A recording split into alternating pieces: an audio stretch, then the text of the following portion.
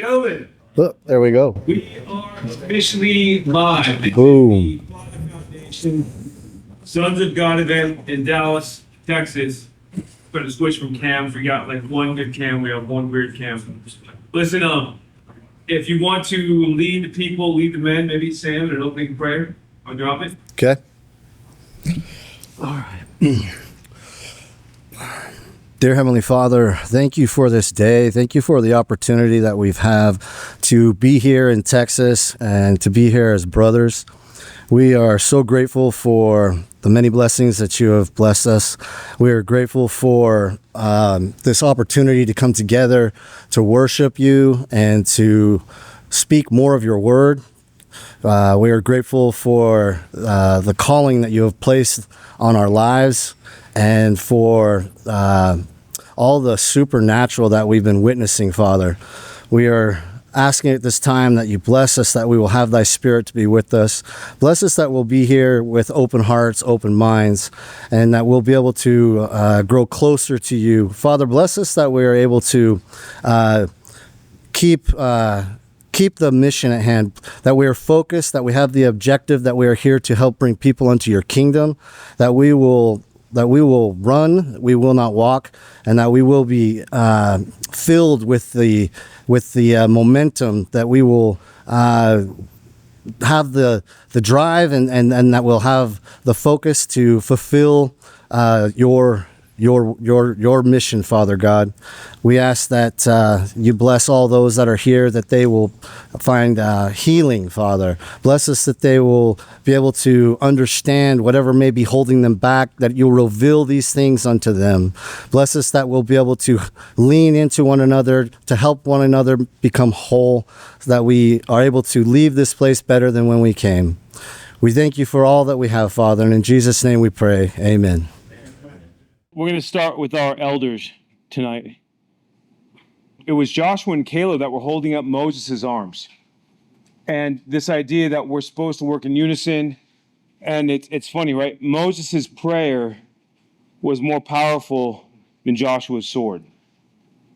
And so even if you think you're old, you're infirm, you're not what you used to be, or a fraction of it, what if that's exactly like God's factoring this all in? It's your faith.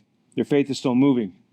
And the reason why I want to start with the elders in the group is because you guys have had to live, learn, you guys have had to do things, and you guys, especially, factoring in your profession, you guys are walking this out differently. And you're choosing to walk it out knowing that your profession is surrounded by muck and mire. Everyone wants a strong, capable man, but as soon as you start having a moral fiber and moral backbone, they want it conditionally. They want it when they want it. They don't want it when they don't. But I think you guys have seen a lot. I think you guys have lived a lot. I think you guys have a lot to give to the group in relation to your testimony and perspective. So, Sam, you want to start off? Okay. Well, let's see. Where would I even begin? Let's see.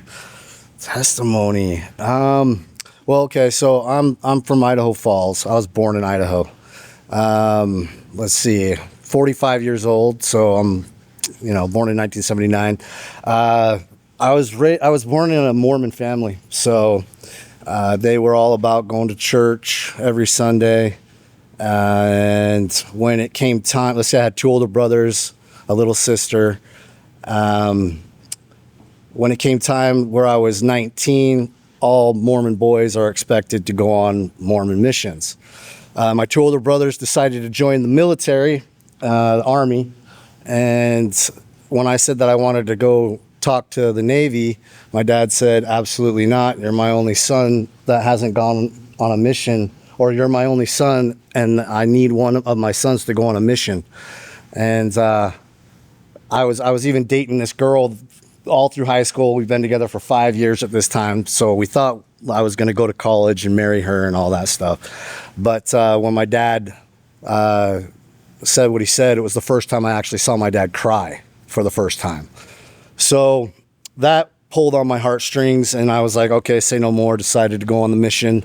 Went to Argentina for 2 years, came home, had a great mission, had a good time, met a lot of great people, came home, Went to BYU for 4 years, BYU, Idaho. Let's see. Got married, realized that I didn't want to really be in the religion. Things just didn't start to make sense. So got divorced and decided to go my own road. So then just kind of just living my own life, trying to figure out things on my own, because I felt like I did things because I was told to do things. I did things because my parents said this is what you're supposed to be doing, but I wanted to figure it out for myself. So went and did my own little thing. Always had God in mind, was always witnessing the Spirit moving in my life, but I wasn't really going to a church, and I wasn't reading in the Bible, but I had a spiritual background because of the mission. So let's see. I just kind of did my thing, but fast forward to me moving to California, 2007. I stayed here, ended up moving down so I was up in NorCal, went from NorCal down to SoCal, to visit a buddy. I was there for 2 weeks, and then I met the mother of my children. So, yeah, that's me in a nutshell. We started, once my daughter Brooklyn was born, I said we gotta bring God into our lives. We gotta find a church. I didn't think I was gonna have a family. I didn't think I was gonna get married. I thought I was just gonna be single. Thought I was gonna do executive protection and be that single dude, the bachelor that was always available and could travel and go wherever I needed to be, until I met my wife Brittany. Again, so then we had Brooklyn, and we started looking for churches, found a church, and she fell in love with the church, and it was great. Everything was hunky-dory, but then worldly things, it's like they say, you go to church to get like the message. You go there to learn about God, to build a relationship with God. And, there's still the human element of it. So long story short, there was a lot of what you'd call church hurt, I guess. And I always just kind of stuck in my own lane though. I didn't really, I wasn't sold on the whole okay, I got to have Tom on my side to be cool, or I'm just not into cliques. I'm not into politics. I'm not into cliques. When I started doing executive protection, I knew this is what I wanted to do. I knew that this is what God had in store for me. Without going into details, I was like, wow, okay, so this is what you had in mind. So anyway, I then got a job up in Calabasas, and I was doing security for a high level celebrity family. And it took me away from the family 5 days a week. So I was going up to Calabasas, and I would stay in Calabasas for 5 days, and then I'd go home on the weekends. And that's what I did for about a year straight. In the process of it, things started to grow a little bit distant from my wife, being away all the time, a newborn daughter, a daddy's girl. Got to a point to where she was crying every time I would pack my bags and get ready to go to work. So it eventually got to a point to where I dreaded going to work. And that's when I started going all in with God, because I knew that the predicament, the situation that I was in, being that I'm the provider and the protector, that job and career was paying the bills. And I couldn't find a job closer to home that could match that income. So I was in a predicament where I was like, what do I do? If I try to stay home, get a job closer to home, I'm going to take half a pay cut. Or I just tough this out and have communication with my wife, and hopefully we get through this. And things got worse. the church hurt, got worse, and eventually I got so stressed out. I woke up at 3 a.m. having a full-blown panic attack. And I'd never had one in my entire life. Didn't even know what anxiety really was. But that happened for about 2 weeks. And my life got flipped upside down. I didn't think, like, I saw myself getting weaker. Things were only getting worse. But it was, the part that was so confusing was that I was going to church. We were doing all the things of, like, let's tithing, prayers. I even got to a point to where me and my wife had an agreement that we would pray every night before I went to bed. I was waking up and reading 10 chapters in the Bible. So all of these things were happening before the panic attacks. And so for that to happen, I was like, what the heck? Like, whoa, like, what's wrong with me? It got to a point to where when I was driving my daughter to school, I dropped her off. And when I was driving back home, I felt so weak as a man. I remember there was this time that this bike cop pulled me over, and I was taking Brooklyn to school. Sorry, I backtrack a little bit. And when he pulled me over, he was like, license and registration. And the anxiety was at its max at that point. And I had so much anxiety that I couldn't open the glove box. I was literally like shaking to open the glove box. And I went to try to find my proof of insurance, and the officer could tell that I wasn't okay.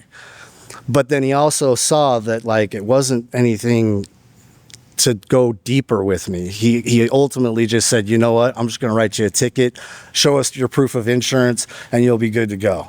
And I was like, what? Okay,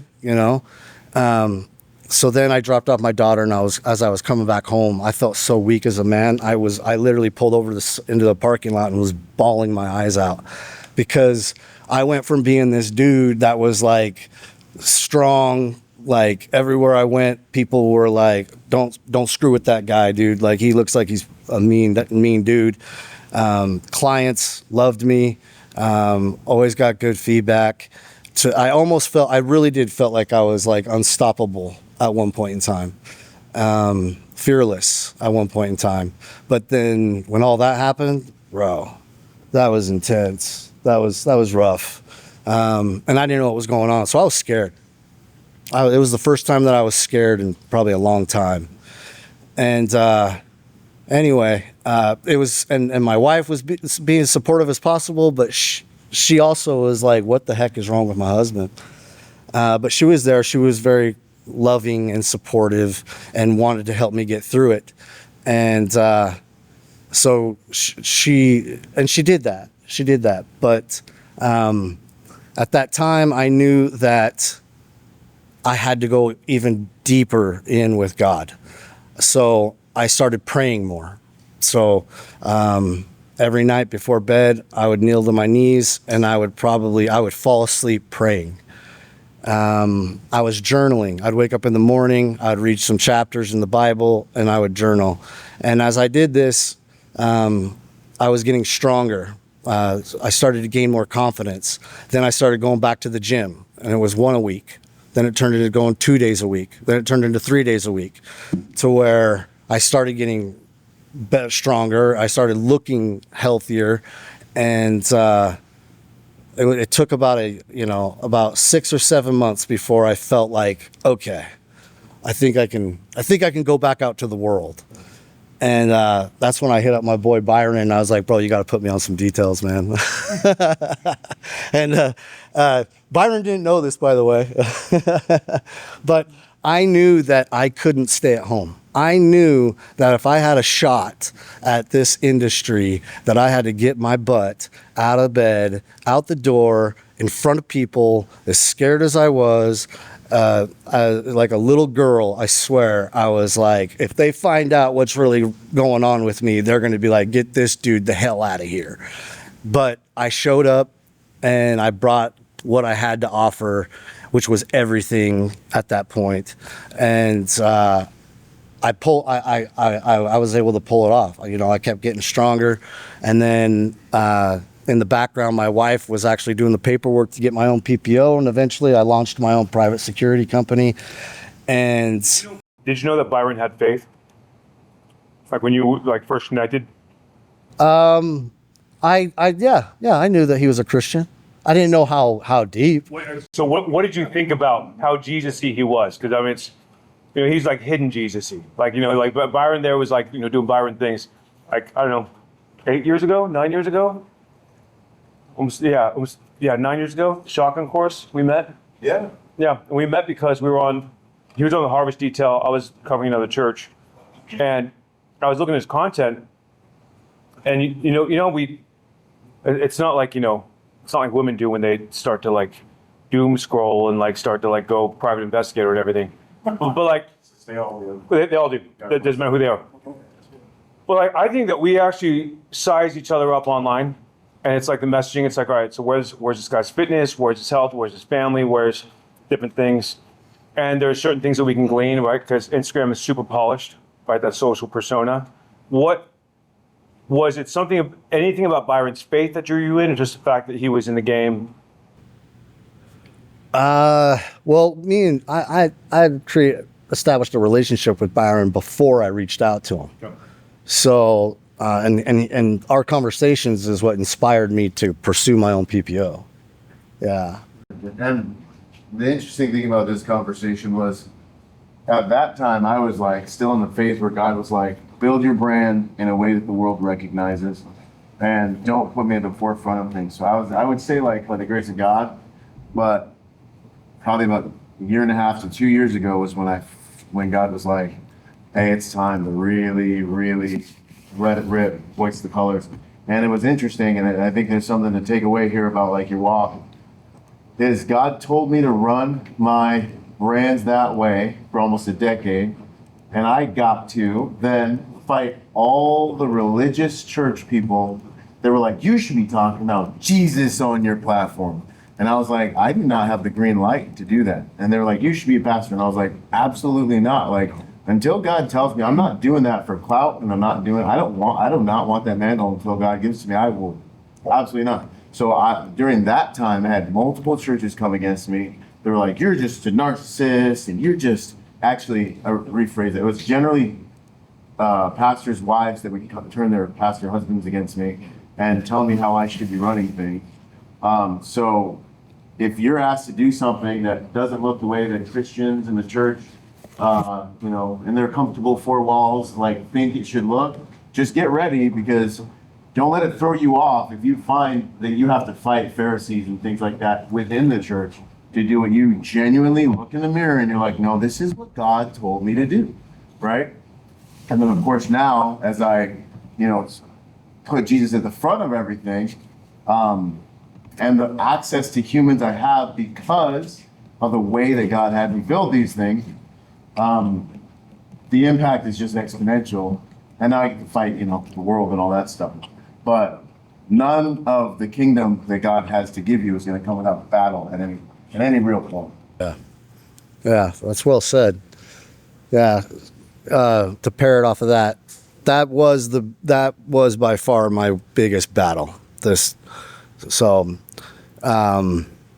Yeah, it was wild. Like once I got through it, I was able to stop and look back and realize how much stronger my relationship got with God, because I went all in with God. I didn't trust anybody. I didn't, you know what I mean? I was going to men's prayer and stuff like that, but I wasn't diving into all this stuff, I really didn't feel like it was any of their business. And honestly, I felt like I was doing just fine with me and God, honestly.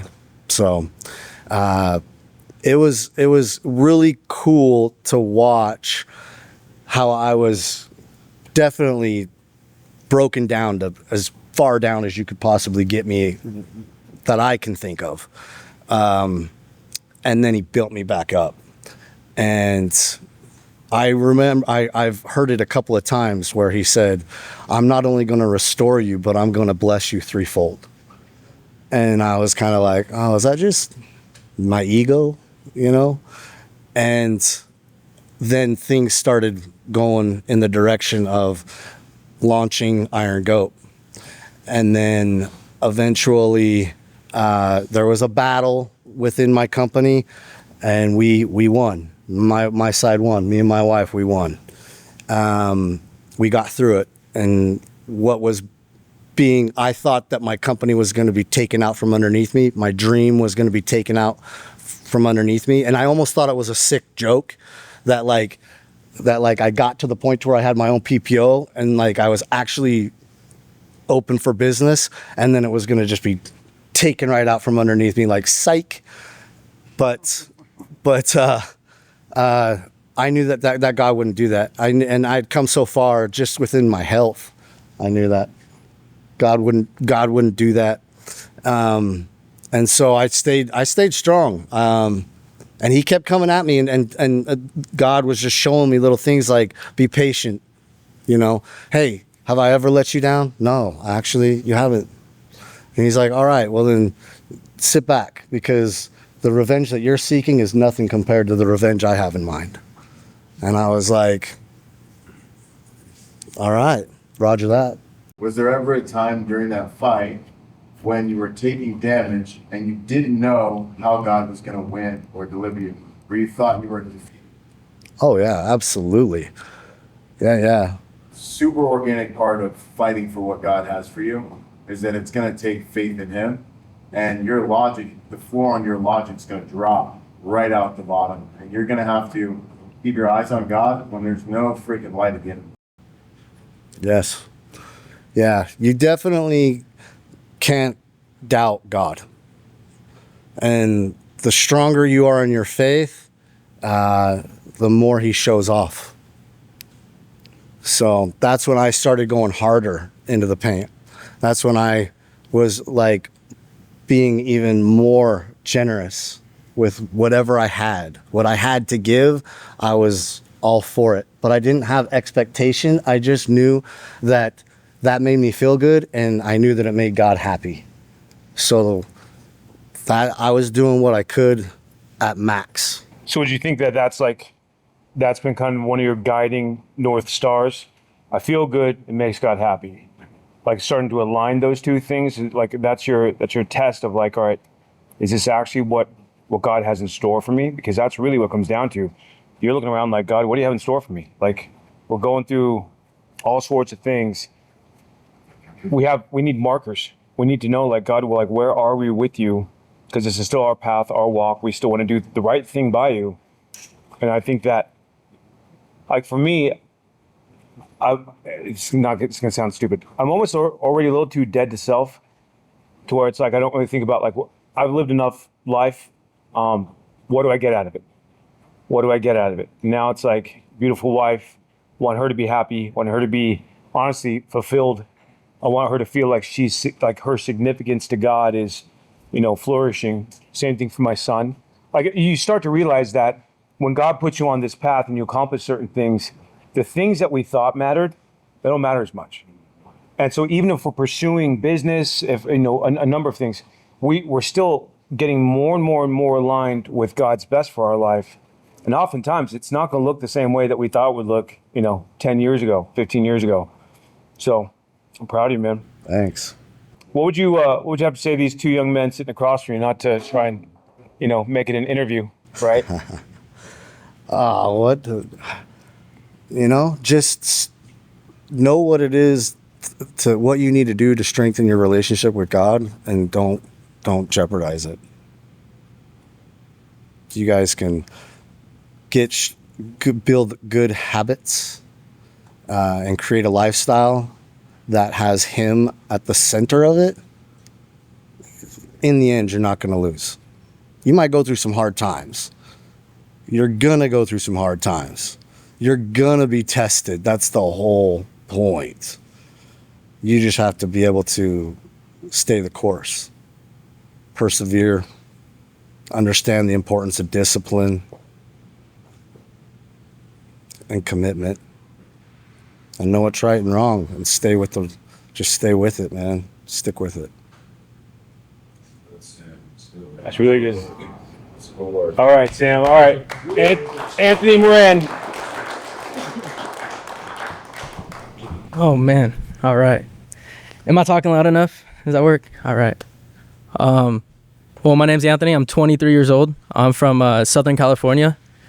I have 4 older brothers and a younger sister, so we have a pretty big family. I'm from a military family, so my dad was in the Army, and then all growing up, like early childhood, he was like deployed basically for like the first like 10 years of my life, like off and on.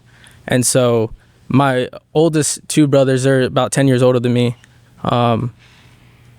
I kind of saw like without having a father and the effects that had on them. So their teenage years, you know, at 16 through 18 years old, kind of just the stuff that they would get involved into and how bad it got for our family and basically things like that. And so my mom said, all right, I'm not going to let the next kids kind of turn out like that. So you guys need to go to church and get your act together. And so me and my brothers at around like 5th, 6th grade, we started going to church. And then when my dad got back and he wasn't like going off on deployment so much, we were raised with the whole mentality of, you know, you read the need and you go see what needs to be done and you help out, you volunteer, you show up and you work. And so church for us wasn't necessarily like a faith aspect. It was more of you go, you check the box, and then, you know, if you need to go help move chairs, you need to help set up the coffee tables before church, you offer, you know, any type of services like when it comes to like just helping out, but there wasn't really that faith aspect of it. And so I guess one of the things I love to do is just hang out with friends and bring people together. And so church kind of just became like a friend group for me, things like that. But over time, I guess fast forward all the way up to like high school, eventually I had my entire friend group like starting to come to church with me. And but the church that I was at, I realized was so focused on numbers, so focused on, you know, the outside appearance and what it looked like.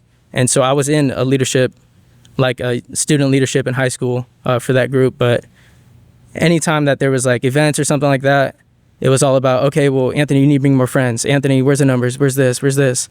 And, you know, I'm like, well, we have 4 guys right here that I've been walking life with. Let's pour into these guys. And it wasn't really about that. It was about needing the numbers and all that side of it. And so I kind of had like I started to get like a negative view, I guess, of the church, and kind of that it was more of a business rather than like looking to actually equip like men. Did you get that from one church? Or was that From one church at that time? Yeah. And I think I just want to insert this. Yeah. I think I got that from like 15, I was about to 16. say, I I was traveling the world, hundreds of churches, and I picked up that piece too, because we live in a world that's designed for money, not mankind, the spirit of mammon, and so it's very it's very slippery, a slippery slope for these churches that need to get the gospel out, they need to do things, and they need finances to do that. And so I get it, but that's one of the biggest struggles. And the bigger the church, sometimes, more often you find things like that. But God's moving in those places as well. But it's one of the primary pain points I find with Christians, especially men who want something real, not something that's just business. And that was a lot of the wounds that I experienced in the heart of business of what church had become, you know. So for you to see that at one church, and you didn't have any animus about it. Is this a church that you came from, different church? different church. Oh, okay. Now we need more of the story. There's more here. let's go. But yeah, I guess just being the youngest brother of my family and seeing like basically what, and I guess to be a little bit more blunt, what alcohol does to relationships, what spiritual uncertainty for men does to relationships. And growing up, seeing that, watching that, and knowing that I can't follow that same direction. Like somebody's got to make a difference. And so I think I knew from like a young age that like I needed to step up and be bold. And, you know, I didn't like the way that the older generation viewed kids my age. And so there was like a call at an early age to try to do something different. So then being in church, being in leadership and all that, guess fast forward, I moved out to college, came back, COVID hit, and then so I left that church when I went out to college, and then when I came back, I basically said, yeah, I'm never coming back to this church again. So we joined a new church. My buddy's dad started up a church locally, and we have maybe at that time probably like 50 people at the church. Half of us are young adults. I got a job at Jersey Mike's, making some sandwiches, and kind of just walking those lines. Well, I got to a point, I'm back home now in an environment, back with my brothers, back with everyone, and I get a call in the middle of the night, got to go help out my oldest brother, 10 years older than me. I'm 20 years old at the time,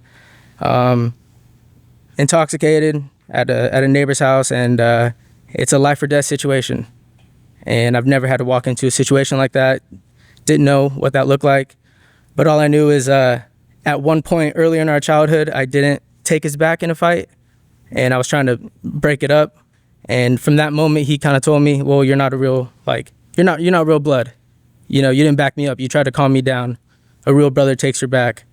So then I walk into this situation, and immediately we just start brawling. And I mean, they're 10 years older than me. So I'm fighting guys 10 years older than me, trying to stop a situation. And I never really it was the first time in my life where I'm over someone, over my own brother, with a situation that could be life or death. And I look up to this guy, and I audibly was praying. And I just said, I literally cannot control the situation. God, I need you to intervene. And right there in that moment, it was literally like a flash. Peace just came right upon the entire room. Two men on the side, completely calmed down. My brother calms down, and we all sit down and we start laughing and joking. Yeah. I mean, these are my brother's friends that he's fighting. And 1 second, it's grab the guns, they're done. And the next second, we're sitting on a couch laughing about it with marks on our body. It's only God could do a situation like that. And there's been plenty of tiny moments like that I think I've seen. But that was that moment where I said, basically, I need to start taking my faith seriously. And so this is about 4 years ago. Yeah, cool little moments along the way. So when I was at Jersey Mike's, I was I need Sundays off to go to church. Big issues with that. They were not cool with that, but I stood kind of on business with that. And then all my friends who also were coming to church with me, they all happened to work at Jersey Mike's too. And they also all requested Sunday off. Well, I can't have all my managers take Sundays off, is what the boss said. And so we said, okay, well, I said, okay, you could demote me then. Then someone else can take Sunday off. Just a cool little side note. Yeah, I thought it was cool, seeing my friends also, being able to step up and take their faith seriously. But I think, so I'm at a new church, and I'm back in leadership because over 50% of our church is young adults. And I think already in that in itself is an anomaly. Churches nowadays are usually a majority, much older generation, and there's a tiny few young adults, and they don't really care. Nobody's actually trying to go to the next level. And so our leadership group at the time, the pastor's, he's a younger guy, and so he started up a leadership group of young adults to kind of pave the way, because he knew that that's kind of the generation he was looking to reach. So we're in a leadership group and walking this out. And I guess to kind of boil it down, this performance Christianity and the idea that you got to continue to be perfect and walk it right on this exact path is kind of, I think, the battle that I was always facing growing up, because I knew I didn't want to follow the same habits, follow the same trends that, one, I saw the people around me following, but two, even my own family. I wanted to actually make a difference, and I knew that it could be done, but I never knew exactly the right route on how to do that. And so to kind of get into the part that I was a little dreading talking about, I had gotten a girlfriend. This is last year, last July and August. And mind you, my best friends that I grew up with were the ones in the leadership group with me at the time at this new church. You're good. And I had gotten a girlfriend last year, and I made it a point, basically the entire relationship, to stay abstinent. It was the first time ever like that I was like, you know what, this is serious to me. Like, I got to do it God's way. You know, if I don't, like, basically take it serious. Well, she got pretty close to my whole friend group, and then I make a bonehead decision and decided to sleep with her outside of marriage. And we ended up breaking up 2 days later. And 3 days after the breakup, so 5 days after that, I get a phone call from her telling me that she's pregnant. And so now my whole world is kind of shaken up. I'm 22 years old at the time. I had just broken up with a girl. I had sex one time, a bonehead decision, and she tells me she's pregnant. And so I meet up with her the next day. And at this point, right before that, actually, she went around basically and to the entire church. She called my pastor and told him, this was before right when she found out she was pregnant, she called the pastor, told him a bunch of things about me, basically that you know, how are you going to put this kid in a position of leadership, and he's sleeping outside of marriage and he's having kids outside of marriage, you know, and this is someone that you call a leader. This is a man of God that you say that, you know, can be a good person, and this is what he's doing. And he breaks up with me and he doesn't want to even be involved. And so Can we also go back to the fact you had almost had a sense that she targeted you? yeah. Any man in this room ever felt like you've been targeted by a woman that didn't have your best interest in mind? Yeah, that's a few hands. Okay, I just saying. So some of us have had a few more of those encounters than others, but again, this is something, you're walking the right line. You're in leadership at church, and then this. Well, So you felt you were targeted. Oh, for sure. Yeah. and on that, you were targeted. You're probably elevating, going to a whole nother level in your life. Generally, before you go to another level, Satan will send a counterfeit. He'll send a challenge. When God wants to get something done in the earth, he sends a man, he sends a woman. Promotion, everything good and bad in your life is going to come through people, right? So God will send people in your life to send you to the next level. Additionally, Satan will send people to your life to frustrate your purpose. But whatever he means for evil will be meant for good, because they're called. But gentlemen, like, this is like part of the discipline and like the skullduggery of being a man. Like, you just, and this is the difficulty, is look at the structures, look at the fundamentals. Is this person in alignment with what God has for me and what the Bible says I should be doing? It's always blatantly obvious. The more your heart's involved, probably the more the fruit of the relationship is not of God, right? Because our heart is a restless evil. Who can tame it? Even though we live in a world where they're like, follow your heart. And like, what does my heart say? And like, bro, don't trust your heart. That's the discipline, you know? So like literally the whole game is like, man, I like love this girl, but structurally, how are they entering my life? Satan will send people, usually females, into your life. And as a man, like, this is the game. It only got David, Samson, Saul, the wisest man in the world, the strongest man in the world, the number one warrior in the Bible, the first man ever made who was glowing and didn't have to wear clothes because he was clothed in the glory of God. Like, and it's not because women are evil. This is people, and we're all antennas for good and bad. You know, and people that have been in your life can switch, right? Jesus is talking to Peter, Peter, who do you say that I am?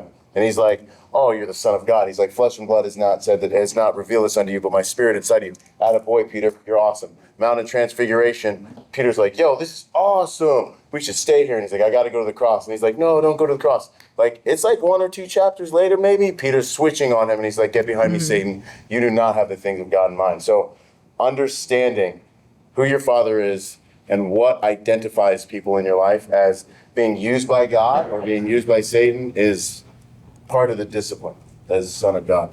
And Anthony, I'm not trying to like put you on, you know, I'm not trying to put you on watch for everyone, but I think it's so critical. You've experienced something at your age that grown men twice your age are still experiencing right now, and they're somehow dumbfounded, like, I can't believe this is happening to me right now. I wish, especially the younger generations, would have done that. But listen, you've got a military dad, you got a big family, you're in the church, you're in the leadership position in the church, you're being entrusted. There's a target on your back. Yep. It's huge. All right, so go.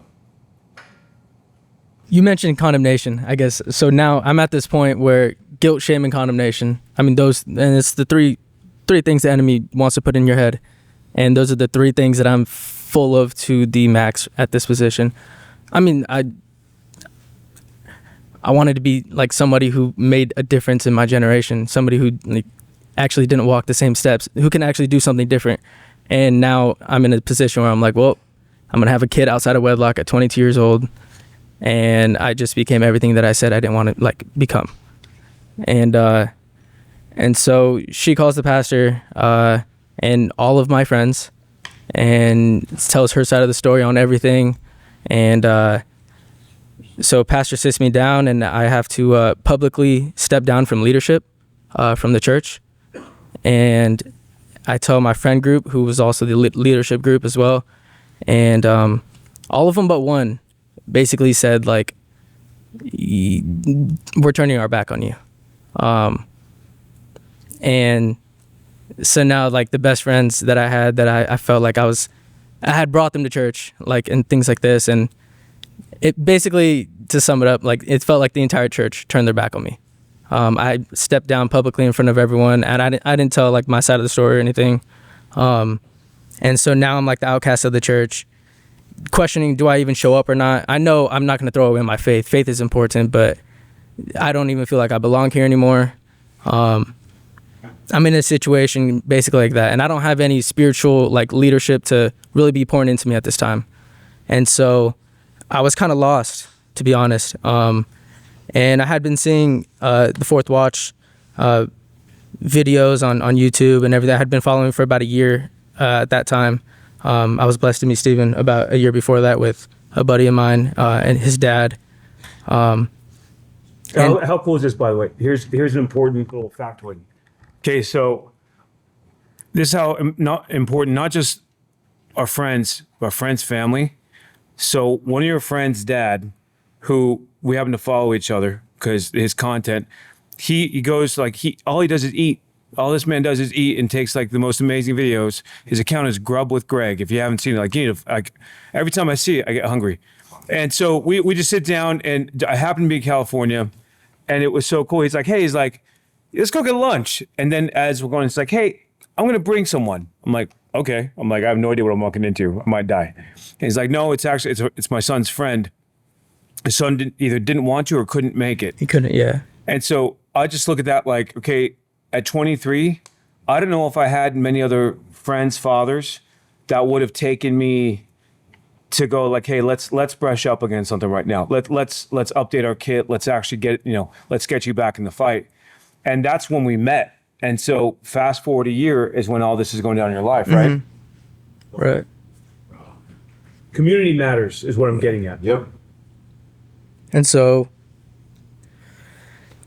yeah, not having like somebody that I can like, I mean, my dad, he's a hardcore guy, military guy. He's a great man.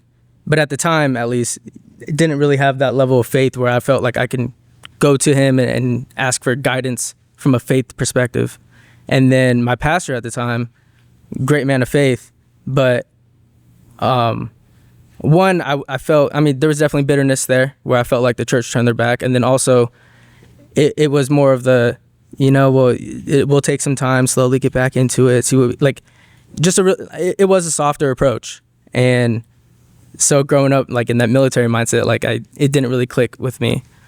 And so I'm on the YouTube one time, you guys are talking, and I throw in the comment and kind of just say, hey, like, I've been told that I've been disqualified from leadership, from the church. I don't know what my next steps are. Can you help give me any guidance? And he tells me to email him. I got his number, and then we hop on the phone, I think the next day. And kind of run through the story in a quick way with him. And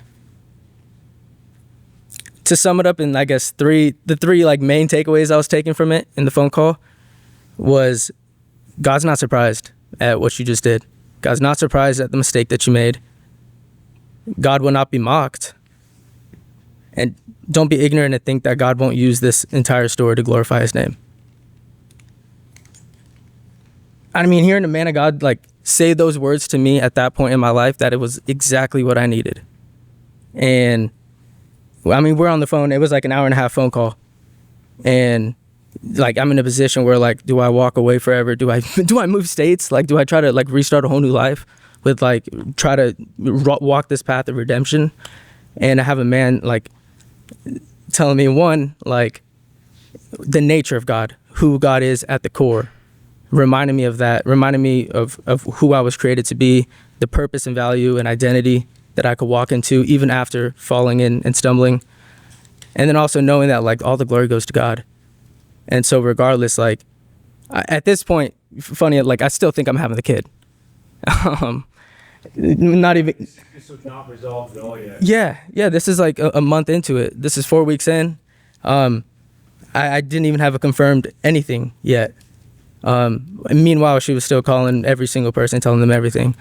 And yeah, but I just want to hit on that. So from that moment, I was like, okay, I'm hopping in a lot more into everything that they're doing. I start waking up more, 3 a.m., praying over everything. I mean, regardless, she was texting me every second of the day. So I wasn't sleeping, wasn't eating. I actually committed to like fasting and praying throughout this entire time. And let's see. Fast forward, I guess, almost 2 months, or I guess like 6 weeks in, because that's when you should be getting the heartbeat. And I mean, the entire time she was asking about, can I take the abortion pill? Can I do this? Can I drink? Most people don't know that they're pregnant 5 days in. So like, is it okay? And so I'm just put in these positions where like, I have, what answers do I get? Like, I have no idea how to answer like half of these. I mean, I know obviously don't drink, but like some of these things where she's like, well, it's natural for, girls to feel this way when they're pregnant. Can we have sex? And me like, oh, and then every single day she's like, well, if you're the father, like I need you to be here to support me physically. Like I can't do this alone. And just the back and forth a lot, kind of just through that time to kind of put the emotion to toil, I guess. But come to find out that basically she lied, and she was not pregnant, and kind of the entire way through. So kind of retrospectively looking at it like, okay, well, what's the purpose of this? And what's the reason? Like, well, and it's cool because now I see like, one, I already felt like I can't get away with anything. Like I cannot, my entire life, like I can't get away. I mess up one little time and it was like, it'd be amplified, put in the highlights, like, so, but instead of using that as like, I guess being upset, being like pissed off at God and like, I'm trying to walk this right path, trying to do it. And every time I mess up, like, why does it feel like I'm not just like stumbling, I'm hitting rock bottom, like every single time I mess up. And like, but then I have spiritual men who actually pour real life into me, and remind me that like, great, like, are you going to glorify God in this? Are you going to continue to walk in performance Christianity, or are you actually going to submit and die to self? And yeah, I mean, the church technically never knew the full story. I'm sure it's 9 months past now. It'd be about like a month ago I would have had this kid. So they don't see, so I have no idea what they think, but we talk about, I guess, testimony. And I don't know, I was always like curious on like, do you tell a testimony and things like that? Because I think the person that you guys see today is not that person from my childhood, and not that person even from a year ago. And exactly what he was saying, like we're washed clean. We're a completely new person, and we have new thoughts, new motives, new desires, new everything. And so like that old me is gone and dead. And now there's opportunity like to actually walk this out and to make a difference. yeah, I think I'd probably just end it with that. But I'm thankful for these men, because if I wasn't, I mean, that's the reason I'm in this room today. And him actually not even just like reaching out and having a phone call with me, but like he invites me in. He let me like I get a message at 5 a.m. 4 a.m. of him like vehemently praying like over me.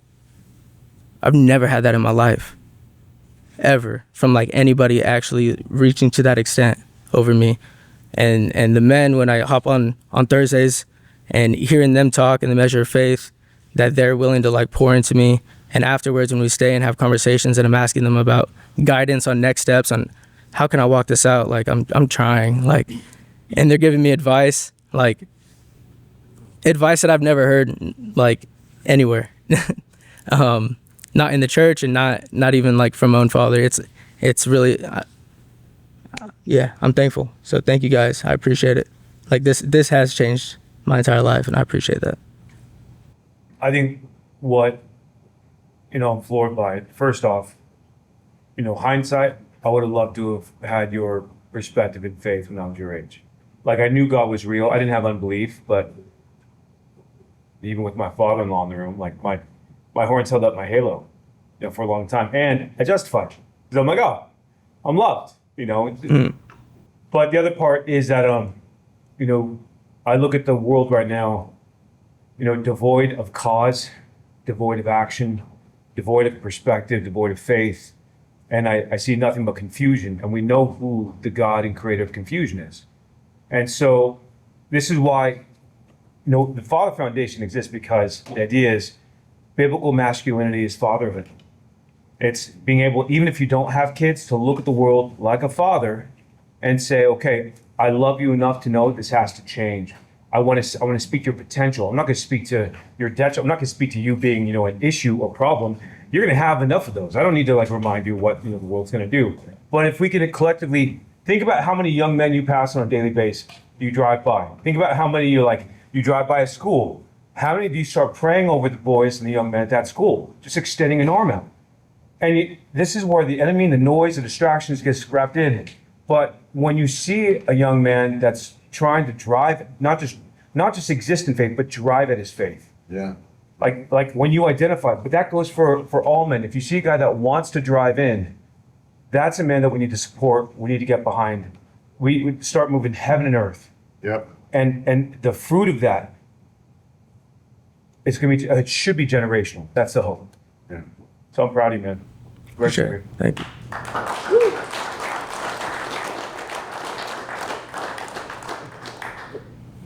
Jazz hands. Yeah, buddy. Let's go. Round down. Yes, sir. Hi, everyone. My name's Raleigh. If I haven't met you yet, let's see here. So I grew up Catholic. Got baptized as a baby, sprinkled a little bit of water on me, and all of a sudden I'm saved, right? No. My mom's hardcore Catholic, and which is interesting is this ministry is a men's ministry. My mom was actually the leader in a faith in our home. And she almost became a nun. Both my parents are from the Philippines, and there was a lot she doesn't really talk about it, but there was a lot of trauma, I believe, was going on in her household. She had like a dozen brothers and sisters. And she didn't want to be married. She didn't want to have kids. She wanted to be a nun. But her dad, being her dad, told her, no, I want grandkids. I want you to get married. So the next best thing was she became a nurse, got her college degree, moved to the States. My dad, he came from a broken home. His parents died when he was a kid, and he was house hopping from different relatives as a kid. And when he was of age, the United States Navy was stationed in the Philippines. They were offering jobs to Filipino men, where he landed a job with the United States Navy and came to the States, where my parents met in New Jersey, had me and my two older brothers. We traveled to California, had my youngest brother, and then went to Chicago, Florida. I think we went to Florida. Basically, we went back to Southern California when my dad retired, and pretty much where I grew up in high school. So growing up as a kid was super challenging for me. I have learning differences, and it was challenging because my parents, who made the biggest effort and sacrifice to come to the United States to live that American dream, and me being a kid growing up who struggled with school, I was like a huge disappointment. Every school I went to, it was a challenge.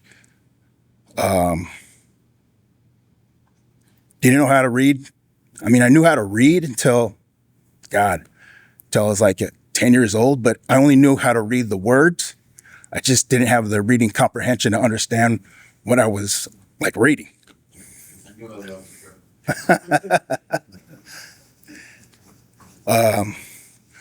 But I didn't know I had dyslexia and ADD until I was like 30 years old. And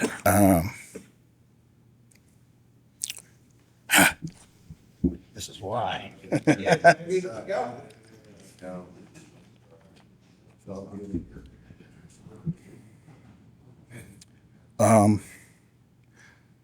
backtrack.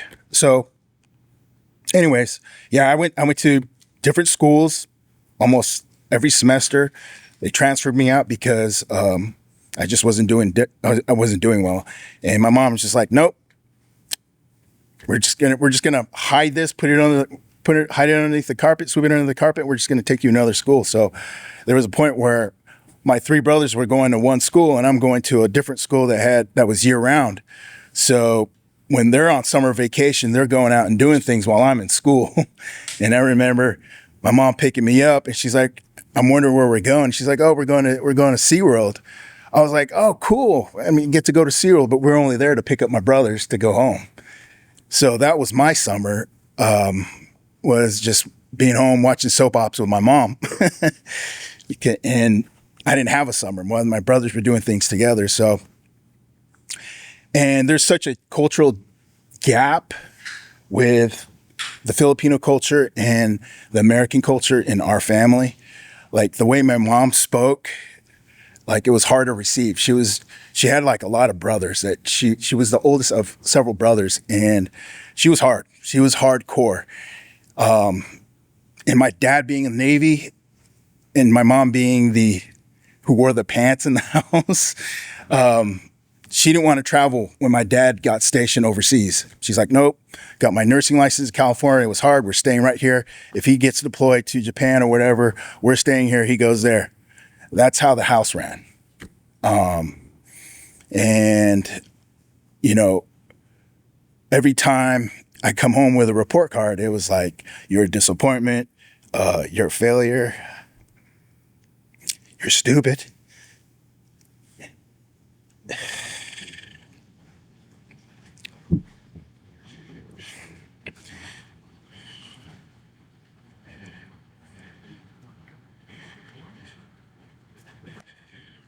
Yeah, this.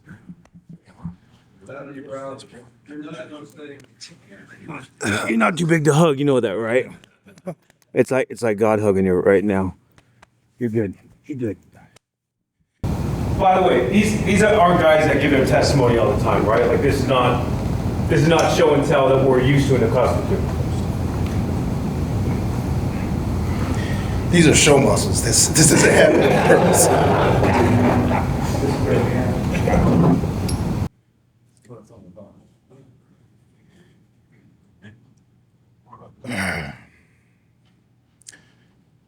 So I believed it all the way to as an adult, but I never made it as a handicap. And it's just crazy because like I joined the military. So barely graduated high school, cheated my way through high school. That's just my creative side. And if you ain't cheating, you ain't trying, right? So, Creative learning. I went to college. I never went to class, right? I went to. So one of my buddies, we were at community college, and we're like, "Man, this sucks. Let's go to the MEPS. Let's go to join the military." And I was like, I don't want to do what my dad does, and that's the extent of the military that I knew about. Didn't know anything about the Air Force, Army, or Marines. So we go to the Army recruiter, and they're like, "Yeah, let's go to the MEPS." We take the test, and my buddy ends up scoring really well, and he's getting like pages and pages of jobs that he can get. Well, mine comes like a quarter of a page, and I can only pick like 3 things. And I was like, those aren't sexy jobs. I don't want any to do any of that. So I'm walking out, and this recruiter comes out, and this really big dude, kind of like Steve. He's wearing his Class A uniform. He's got all the ribbons, all the tabs, and he's just like, dude, this guy's badass. He's like, hey, son, I could get you what you want. And then, because I was trying to go somewhere in the medical field, so that once I get in, get my training, I have something I could use when I get out. So they had this combat medic MOS that I wanted really bad, and he's like, I can get you what you want. But you got to do with the reserves. I was like, what's the reserves? And he was just like, well, you go to your boot camp, then you go to your training, and then you go to your assigned unit to near where you live, and you do 1 weekend over there. And then every year you're gone for two weeks at a time, and you travel around the world and make a lot of money. And that was the last thing I heard, was you make a lot of money, which wasn't true. Anyhow, went in, did the school, did pretty good. Actually got the highest score in my marksmanship out of 200 people in my boot camp. Went to my AIT school, was one of the top 5 students in my class. Get deployed a couple places, Kosovo, Iraq, come back, and I'm like, I need a real job, because that wasn't making a lot of money. I was juggling with a lot of jobs, and I was like, I can't go to school. School's really tough for me. So all my buddies that were in the reserves, they went into law enforcement. And I was like, okay, well, I guess that's what I'm supposed to do, right? And so I applied a couple places, failed their tests, shocker, right? And then go to San Bernardino, and I take their test, and it was like, oh, backtrack. Before I get out of the Army Reserves, all my buddies went into a different MOS called PsyOps. But in order to get there, you had to have a higher GT score. My score was like too low. So the reserve sent me to a 2-week program where you just work on mathematics and reading comprehension, which was perfect, because around that time I was taking the San Bernardino County written test, and that prepped me to get hired through San Bernardino, and got hired through them. Worked for the sheriff's department. After 3 years, I knew that's not what I wanted to do. Being a cop was so hard for me. I wasn't a good cop. And I say that because 90% of the job is being behind the computer and doing paperwork and doing investigations and doing reports and doing projects.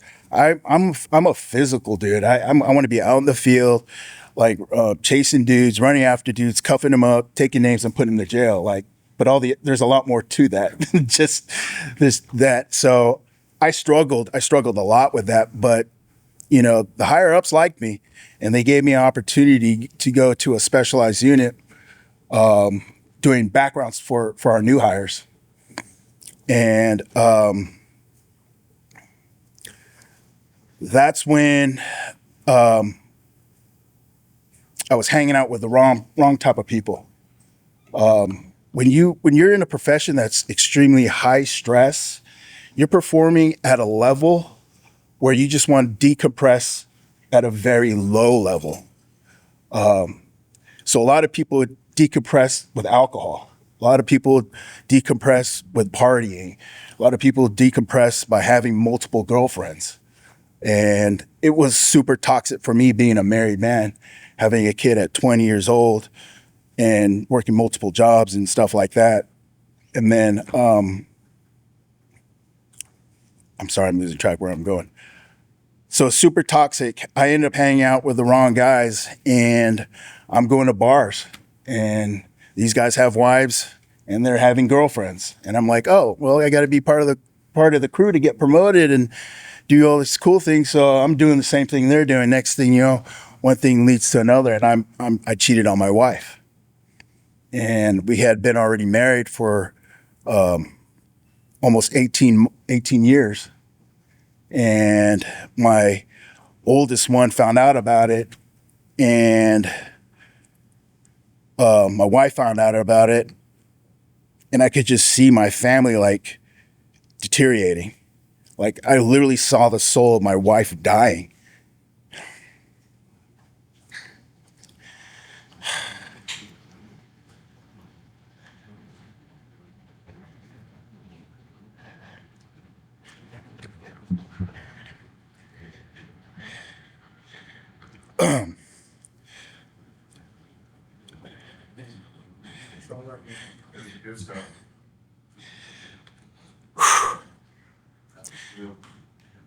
And that's when I knew I had to do something different.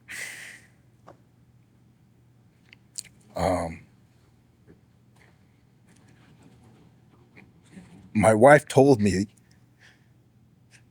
that she had been praying for me.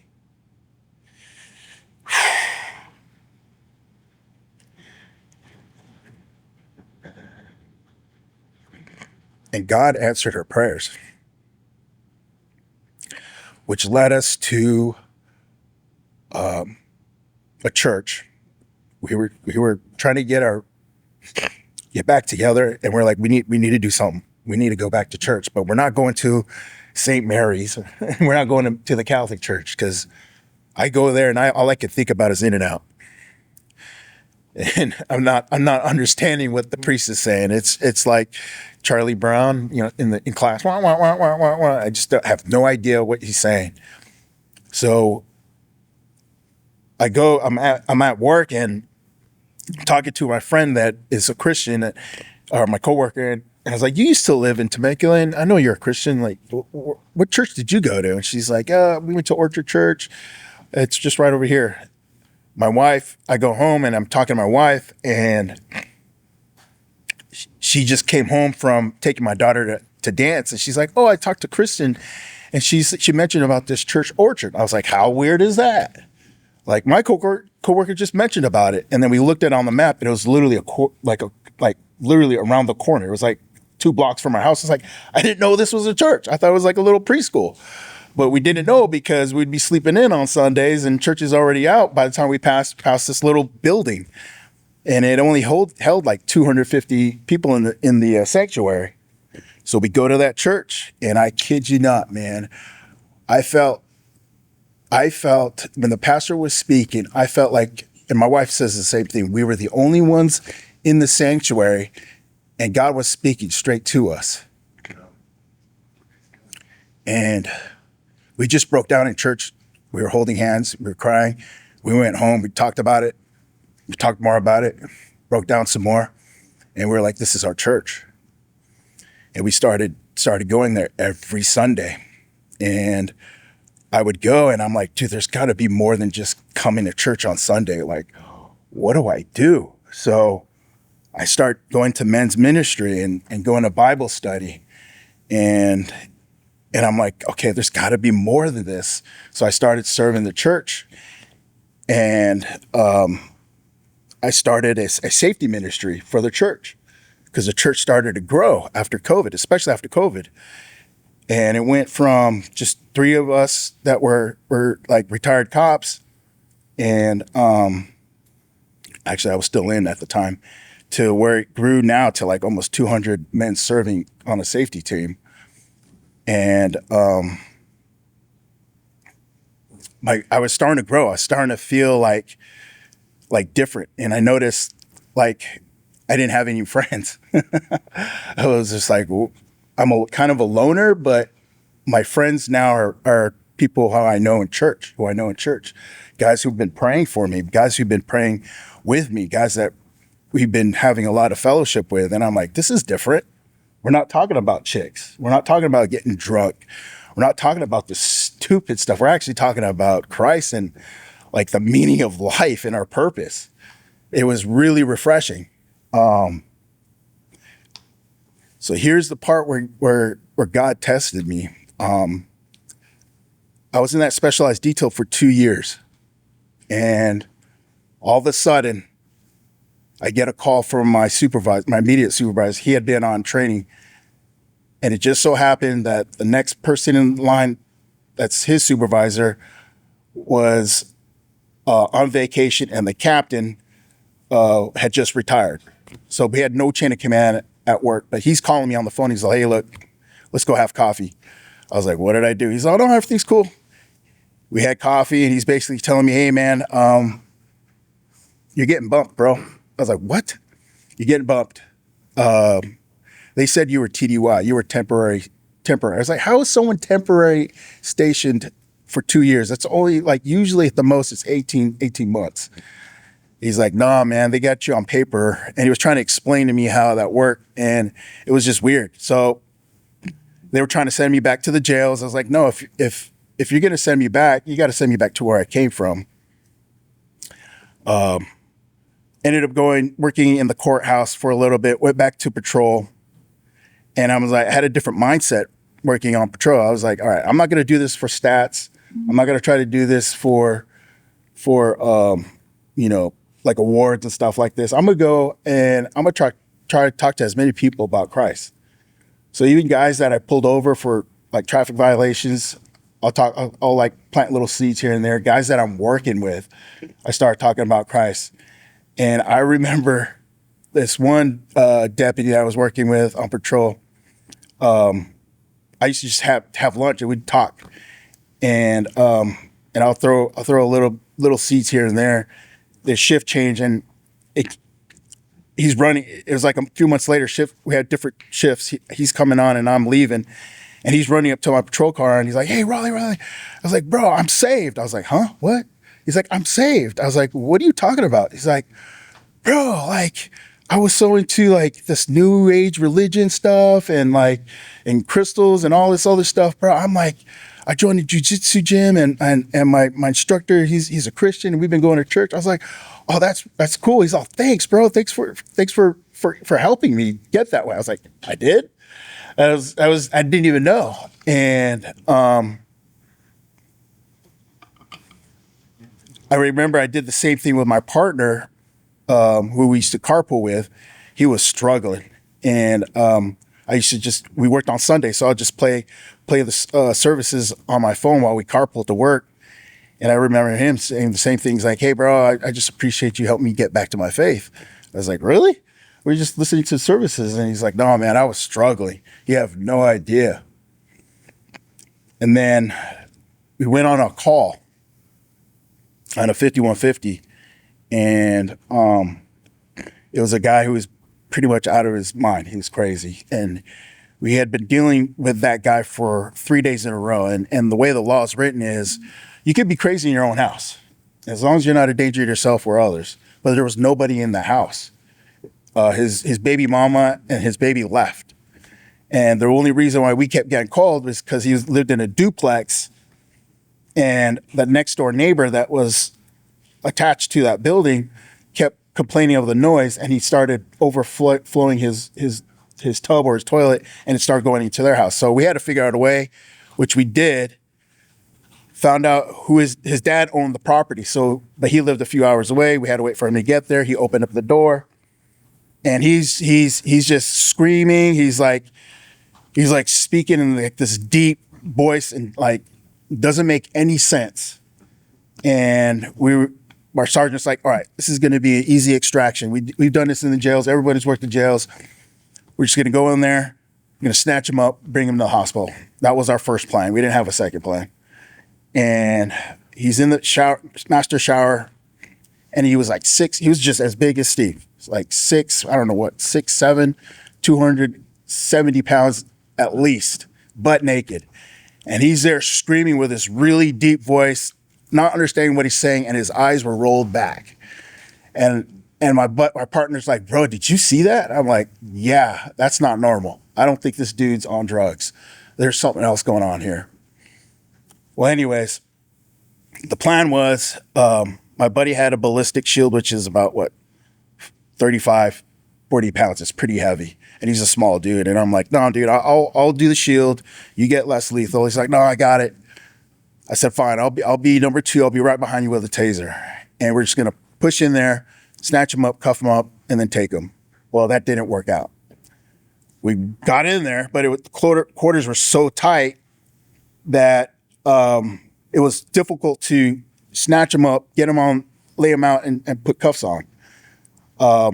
And during the process of that, my partner's knife falls out of his sat pocket, and I see it, and it happened so slow. And I couldn't get the words out to say, knife. It was just like, and he's already opening it. And I'm like, I hope they see what I see. And I'm trying to say knife. But at the same time, I'm trying to push the shield and push him against the back of the shower. And I still got my taser. I'm trying to deploy it. It's not working. And I'm trying to get to my gun, but I'm pushing the shield. And he's like, the knife is like literally like close to my eyes, coming at me like this. He's trying to get our legs, and I'm pushing it down, and I just couldn't get to it. And then I see the third deputy with his gun, and it's like in my face. And I'm like, no way, please don't shoot me. Please don't shoot me. And it was just weird. It was so weird. We just got sucked out. I feel like we just all got pulled back, and he's standing there in blood and screaming with his eyes folded back. We closed the door and we just barricade it. And he's like stabbing the door with the knife. And I'm like, this is not going to go well. But we were able to barricade him in there till SWAT got there and ended up taking him out. And they're like, dude, I don't know how you dealt with this guy. We beanbagged him multiple times. We pepperballed him multiple times. We even use OC, but that didn't work. The only thing that worked was, I think they used like riot gas or whatever, where he basically inhaled so much that he went unconscious, and then they were able to snatch him up that way. I'm telling this story because I was dealing with a lot of PTSD. I've seen a lot of trauma when I got deployed overseas as a medic. I was in a combat guy, but a lot of the medical stuff that we received, I saw a lot of trauma, and I was feeling this PTSD thing going, because I know what it felt like. So I went to a supervisor to ask him, I don't know how to deal with this kind of stuff. Well, I went up the chain, and they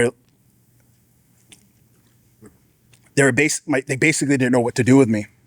And they're like, well, you're under investigation. We don't think you're fit for duty. I was like, what? I went to you for help. Yeah, so we're going to send a guy to your house, and he's going to take your gun and badge, and we got to send you a doctor. I'm like, whoa, what are you talking about? I'm thinking my whole career's over. And long story short, they put me on medication, which I don't encourage taking because it made it worse. And it literally, I felt like demons were talking to me about killing myself. And so I cold turkeyed that. And all I can remember was I need to pray. And I remember waking up, I was on leave for like 6 months. And I remember just crawling out of bed. As soon as I wake up, crawling out of bed, burying my face in my mattress, kneeling on the floor and just praying to God. Like, I trust you. I just pray for this anxiety to leave me, and I'm trusting you. I'm trusting you, Lord. Please help me.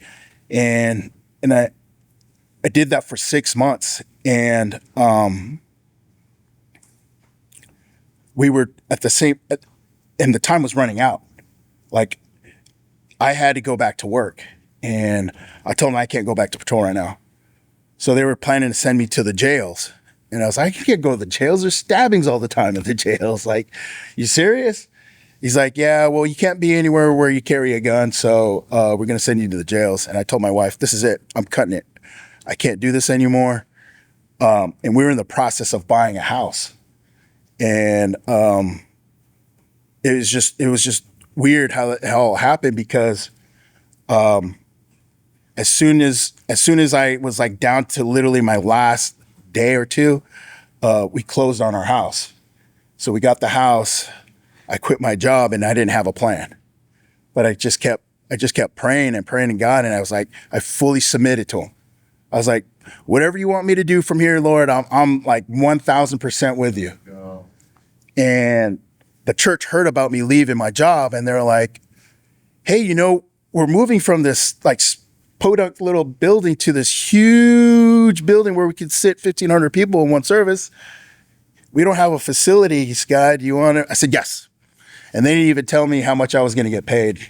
And it was a little over minimum wage. I went from a high paying job to a minimum wage, but I was so content with that. I was just pushing a broom, cleaning toilets, putting toilet paper where it needs to go, moving things around, help building stuff. And I was good with that. And I remember one of my church friends was like, he was going through a marital problems. And I went and asked him, hey, let's go meet up for coffee. And he's telling me, that's it. I'm leaving her. I'm done with her, blah, blah, blah, blah. And this was the first time I prayed over somebody. Like I told him, I basically told him, stop being a little bitch, because I know you're not gonna break the covenant that you have with your wife and God. Like, that's not what men do.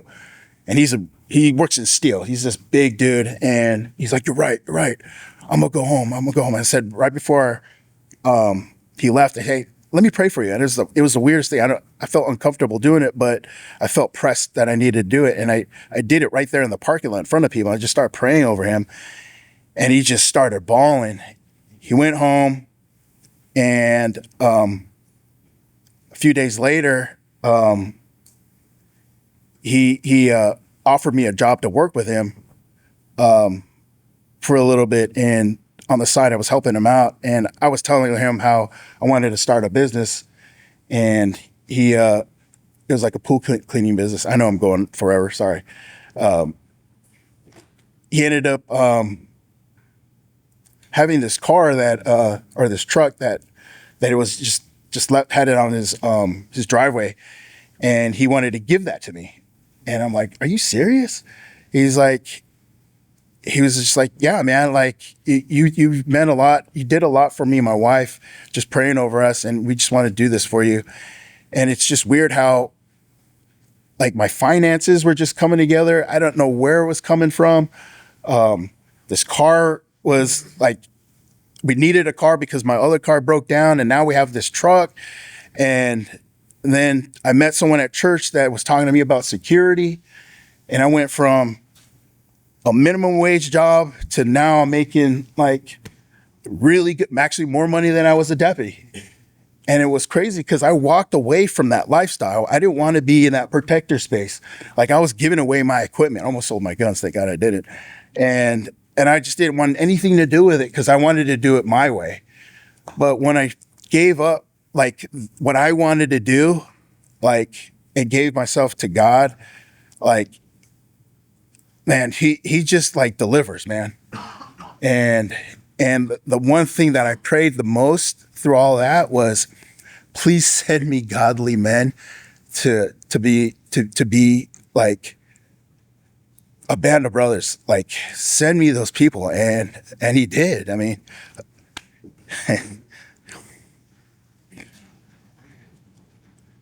I went to a school, or I was looking for an EP school, and I was like, who's this black dude, rock and roll guy? And I was like, and he's like, this guy can't be real. No, this guy's fake, dude. He's just He's just got a good marketing team. And then I started listening to some of his social media podcasts. I'm like, oh, this guy's a believer. Okay, this is different. Like usually guys that carry guns are usually like talking about ungodly things. And I was like, let me call some of my friends who know about this dude.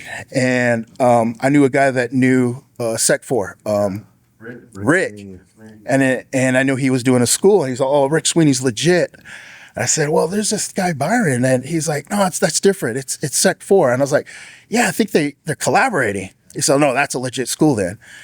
And that's when I went to the school, met Byron through social media, met Sam through social media, met Anthony through social media, met Maury, and now we're like, I finally got to meet Steve, and this is what I prayed for, and like, it's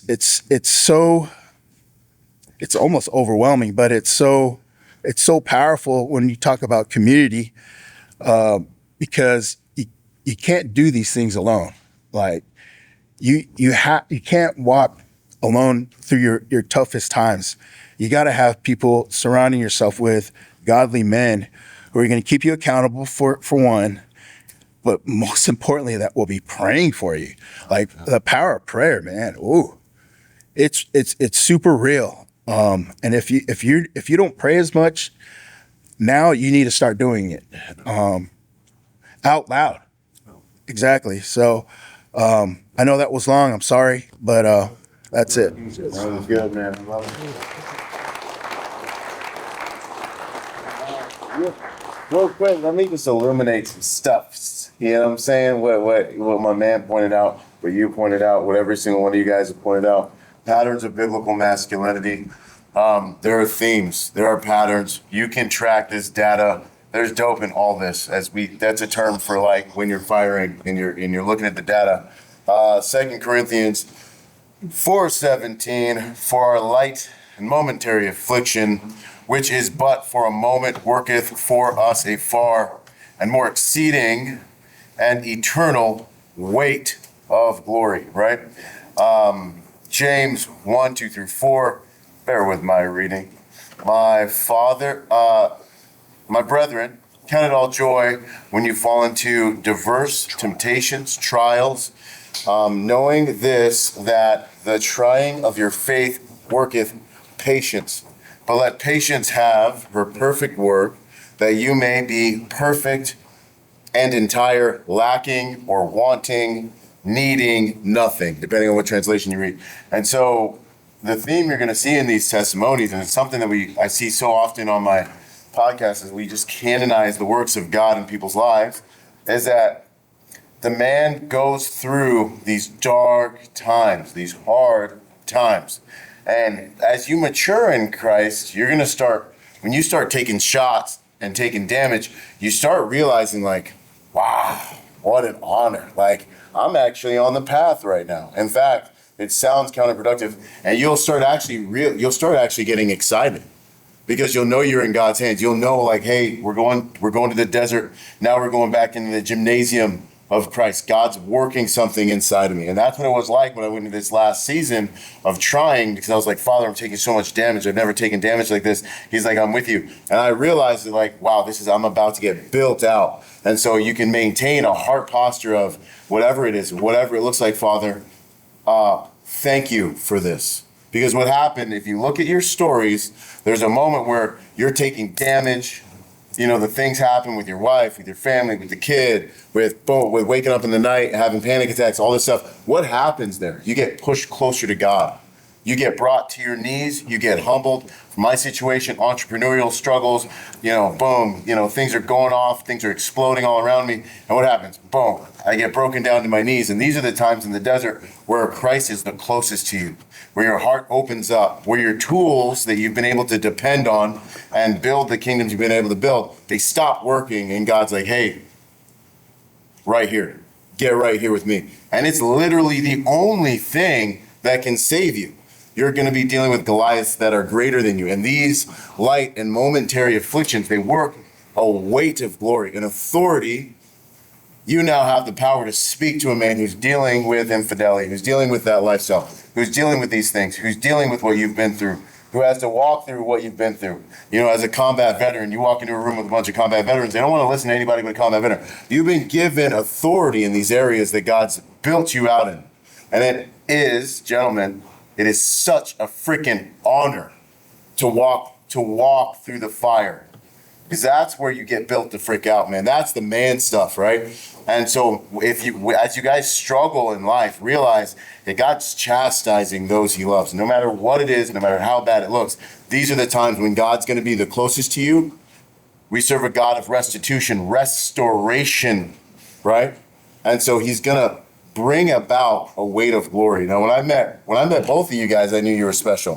When you guys came through training, it was such an honor. Like, it was so beautiful. Raleigh looks at me in the parking lot. He's like, yo, you think this is going to work?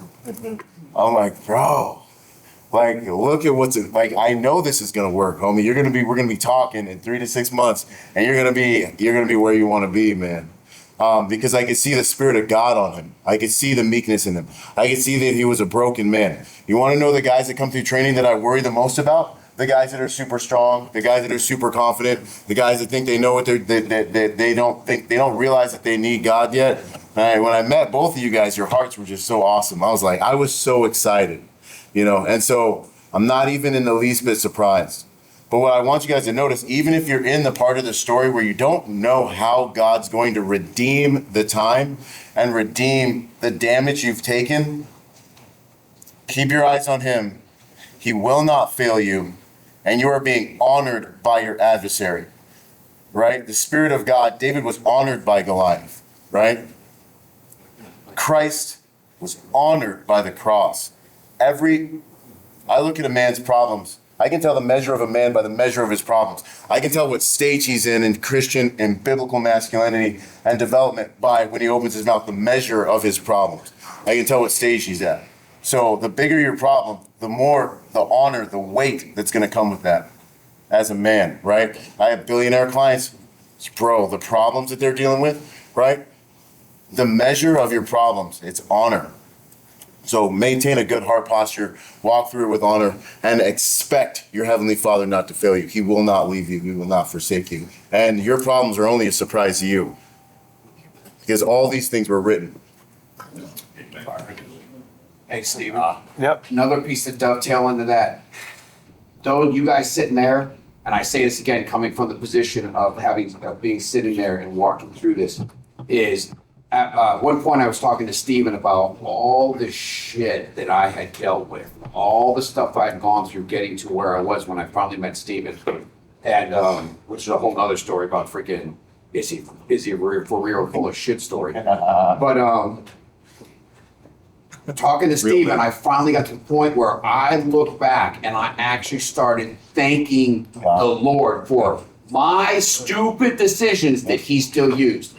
And we talk about it all the time. It's not always the demon, the devil, and his freaking minions. Sometimes it's our stupidity and our freaking bold and rebellious against the Lord's word that puts us in those positions. But he still uses those to refine us and to freaking make us better.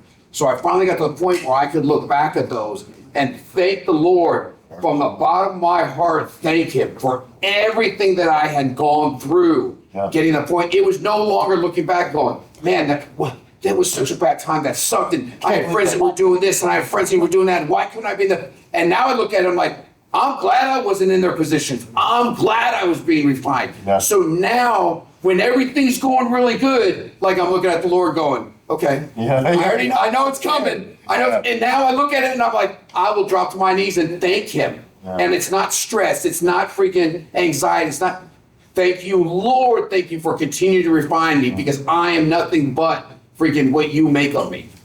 And that's what you guys should be looking at and taking away from these stories. And you guys looking at back where you're at, thank the Lord for what you went through. And now thank him for when it comes on for it. And when it comes on, it keeps coming on, it keeps refining us. Because I want him to refine me. I don't want him to freaking give me the easy day. Always freaking refine me and make me that better man.